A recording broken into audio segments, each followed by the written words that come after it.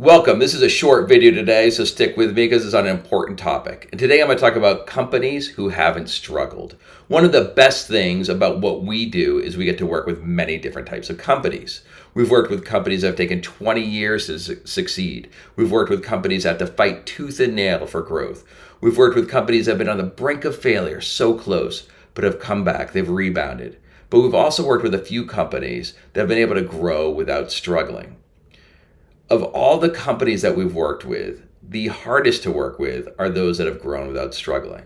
And so today I'm going to talk about why not struggling is not a benefit, why we can be successful in our struggles, and what we should do to make sure we find success out of our struggles.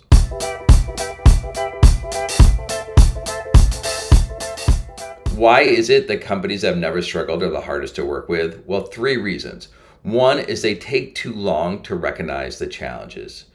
Two, they think they already have all the right answers because of their previous success. And three, they haven't really defined who they are and it hasn't been refined in the fire. But when the challenges come, and they always do, when they're tested, they don't know what to do. They do two things. They typically do two things. One is they dig in deeper in their existing playbook. They just try to go harder against that. Or two, they start acting rashly. Neither of those actions will lead to success. If I were an investor, I would look for companies who have been tested, who have overcome challenges. Those are the companies who will ultimately be the most successful.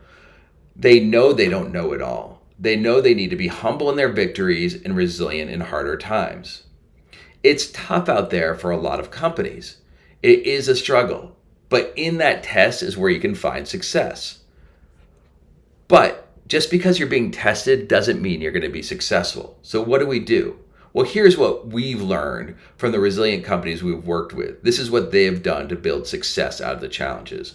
One, they knew who they were and why they existed. They remained dedicated to their vision and meeting the needs of their customers. Just fundamental. Two, they were a learning organization. They learned from their successes and failures, from peers and from best practices. Having a learning organization, learning from your failures, learning from your successes is absolutely critical to surviving challenges.